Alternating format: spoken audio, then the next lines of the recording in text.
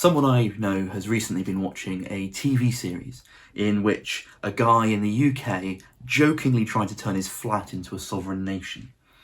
Each episode featured working out some of the different essentials: economy, design of the flag, citizenship, laws and rights. I've never had to make a nation, but some of that seemed really confusing.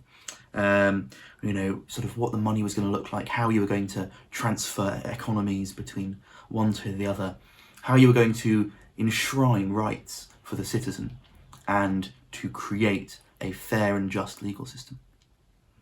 I'm James, and in today's section of Exodus, chapter 21, God gives Israel laws that help them live as his holy nation day to day.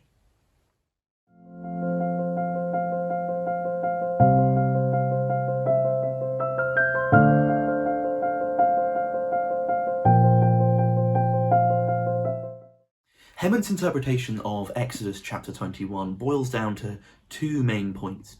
At best, God's law is irrelevant, but at worst, it's morally reprehensible. An example of this can be seen in his treatment of verses 1 through 4. So God is giving us a rule book concerning slaves, and none of the rules say, "No, stop it, you can't have any." What is up with these rules, too? You can buy a slave, but you have to let him go in year 7. He doesn't even need to give you cash. You just have to let him go. And his wife too, unless you give him the wife and she has kids, in which case you get to keep them. And you can kick daddy out of the house. I can't tell if these rules are designed to be kind to the slave or even more cruel. Hasn't God hurt enough people? Hemon's contention here is that it's morally reprehensible for Exodus to condone slavery, that letting the slave free on the 7th year seems arbitrary, and that again it's immoral to wrench a slave family apart when the man or the woman has completed her term of years. And these sorts of arguments are present throughout Hemon's interpretation of Exodus 21. Here are a few examples. What the hell? The slave could go free, but if he doesn't want to because he just wants to stay home with his family, you can stick a hole in his body that he didn't ask for. And then you own him forever because he just wanted to be with his wife and kids. You monster. So if a man sells his daughter, he's selling her body. And if she doesn't please the master, it's because he assaulted her and she wasn't happy. This is a messed up book. But wait, if he buys the girl for his son, then it's okay. He has to respect her then. And if the master gets married, you can't just starve the slave girl to death. Naughty, naughty. Also, you have to keep having sex with her. That's what marital rights means. These laws are so weirdly specific. We went from thou shalt not kill to, okay, check it out. If you punch someone, but they're only in a coma, you might be fine if your victim can walk around without assistance, but you have to still cover the hospital bill and bring him some soup. Otherwise, I'll be really mad. These are just a few examples, but you get the point. So to test whether Hemon's claim stands, I want to ask a couple of questions. The first is, are these laws really irrelevant? And we're given a whole range of laws that could fall into the irrelevant category here in Exodus 21. Donkeys in holes, freedom for slaves, as Hemon said. But what makes them irrelevant, though? The nature of law is to be as all-encompassing of day-to-day life for its citizens as it can get. Outside my study window, there's a beautiful row of trees. Now, the land rights laws that pertain to whether or not I can cut one down is irrelevant to me now. I think they're quite nice. I like where they are. They bring me joy through the day. But if I chose to cut one down now, if I don't have the legal permissions to do so, those land rights laws suddenly become very relevant to me. You could argue that even if I did cut one down right now, the law would be irrelevant to you. But does that mean that law is universally irrelevant? No. It shows us that laws become relevant as and when the topic that they deal with comes to the fore. With these ancient laws, they might feel especially irrelevant because perhaps the subjects they're talking about are quite out of date. But just because they may not have the same sort of significance to us now, does not mean that in their context and as we read them in light of what else is being said, they don't have some pertinence. And I would argue that more than just a historical validity, they have a moral validity, which we'll explore later. Similar ancient Near East codes also include sections about oxen and donkeys. These were clearly some of the prevalent issues of the day, in much the same way as, for us, the reams of insurance legislation about car accidents or property damage are today.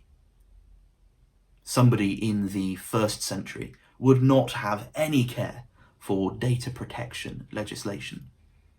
But that doesn't mean it's irrelevant at a universal level.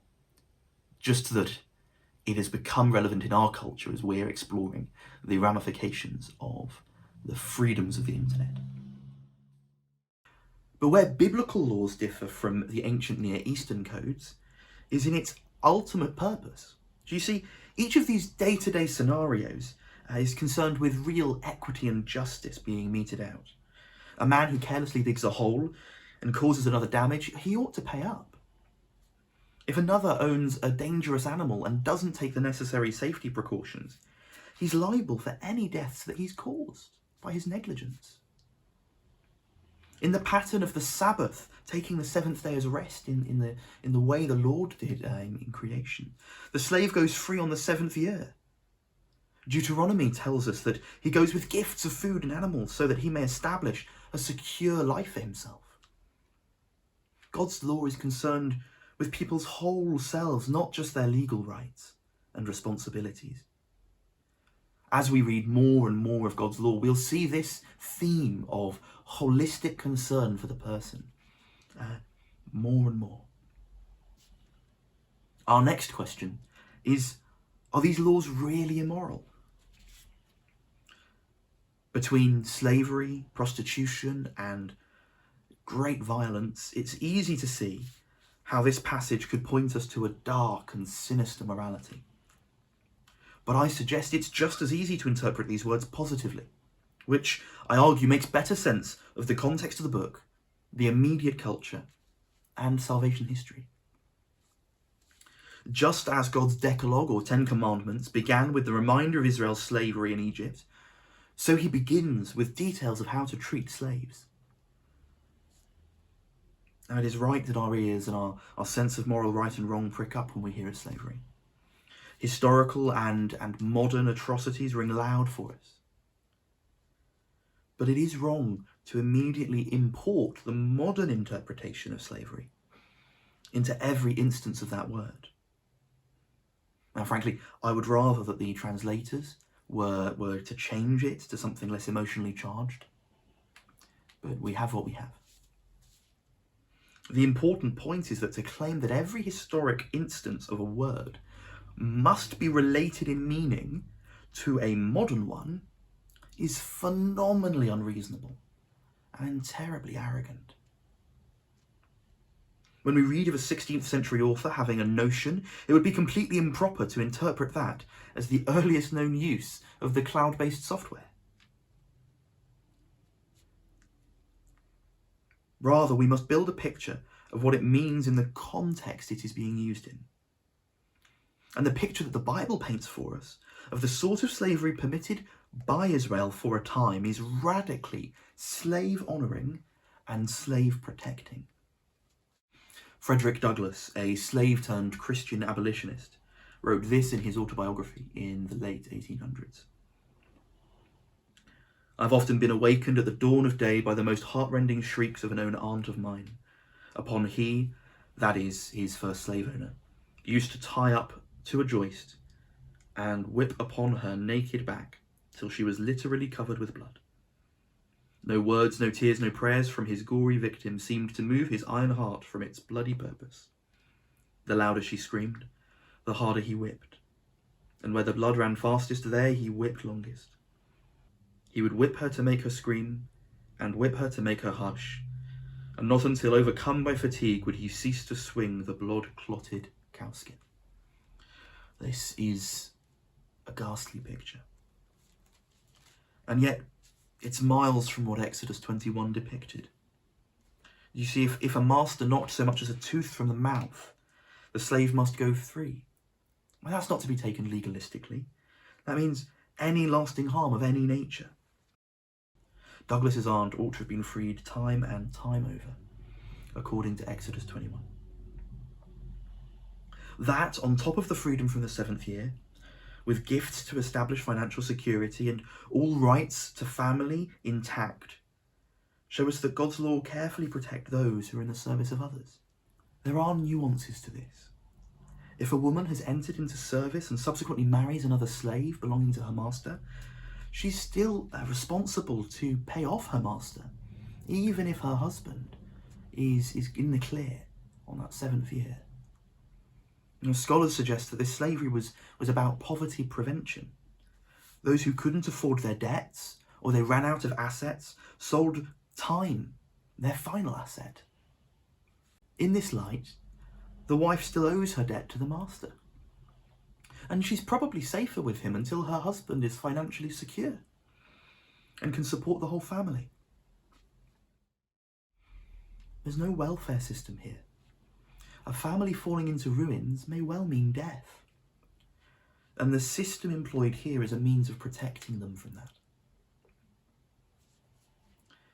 And when we set this picture in contrast to the other slavery models of the ancient Near East, we recognise just how radical Exodus's precedent is. Ancient Near Eastern cultures treated slaves as property.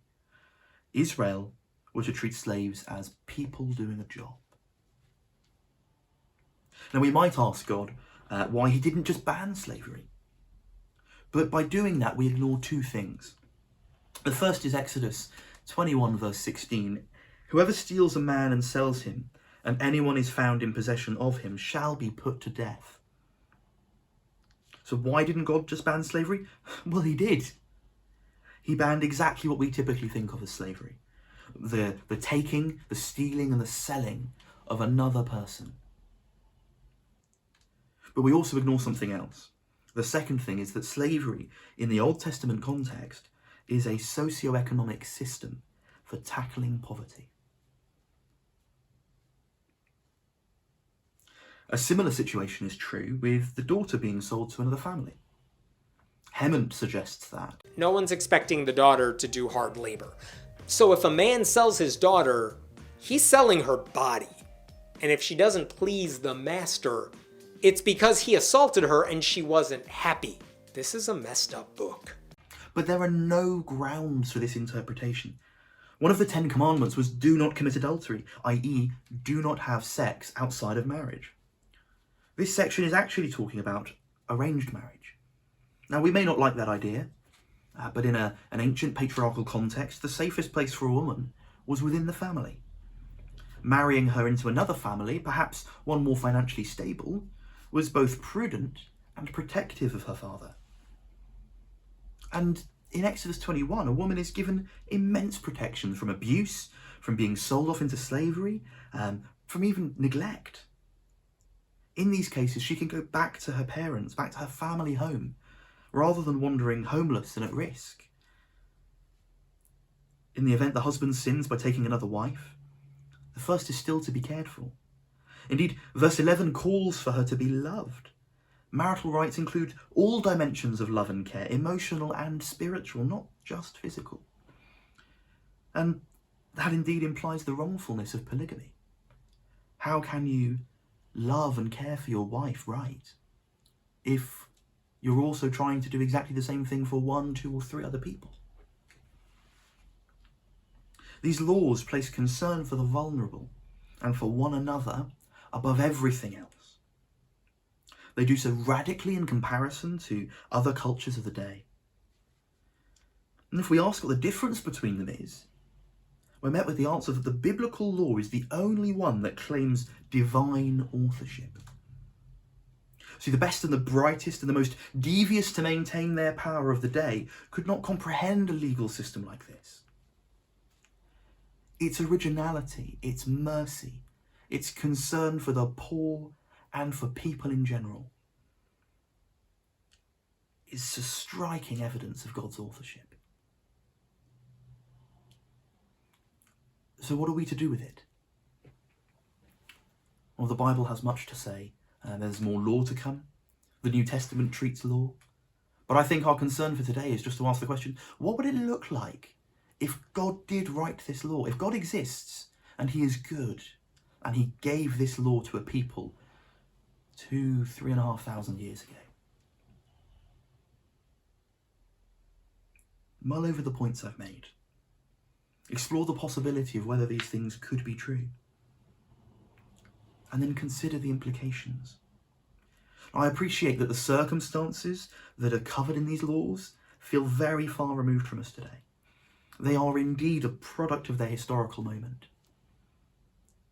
But if God wrote them, then their heart, what they're calling for in reality, not just in physical, literal action, is still pertinent to us today.